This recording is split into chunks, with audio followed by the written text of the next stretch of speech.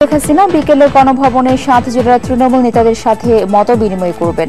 আগামী নির্বাচনে আওয়ামী লীগের সম্ভাব্য প্রার্থী মনোনয়ন নিয়ে শেখ হাসিনা তৃণমূল নেতাদের মতামত নেবেন। জিলহজ মাসের চাঁদ দেখা গেছে। 16 অক্টোবর সারা দেশে পবিত্র ঈদুল আজহা উদযাপিত হবে। গতকাল জাতীয় চাঁদ দেখা কমিটির বৈঠকে এই সিদ্ধান্ত হয়।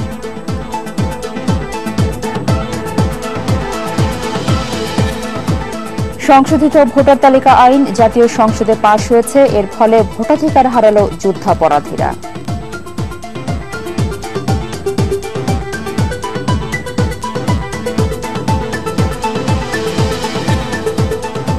মিশরে নতুন করে সহিংসতায় অন্তত 51 জন নিহত হয়েছে। মুরসি সমর্থকদের সঙ্গে পুলিশের সংঘর্ষে আহত হয়েছে আরো 2 শতাধিক লোক।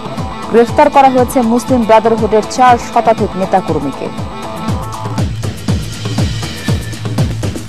চীনের পূর্বাঞ্চলে আঘাত এনেছে শক্তিশালী টাইফুন ফিটাও। ফুজিয়ান এবং ঝেজিয়ান প্রদেশ থেকে এরই মধ্যে অন্তত 7 লাখ মানুষকে সরিয়ে নেওয়া হয়েছে। ওই অঞ্চলের সঙ্গে বন্ধ রয়েছে সব ধরনের ট্রেন চলাচল। শেষ পর্যন্ত সচিন টেন্ডুলকারের হাতে উঠল চ্যাম্পিয়ন্স লিগ টি-20-এর এবারের শিরোপা। দ্রাবিড়ের রাজধানী রয়্যালসকে 33 রানে হারিয়ে দ্বিতীয়বারের মতো চ্যাম্পিয়ন হল মুম্বাই ইন্ডিয়ান্স।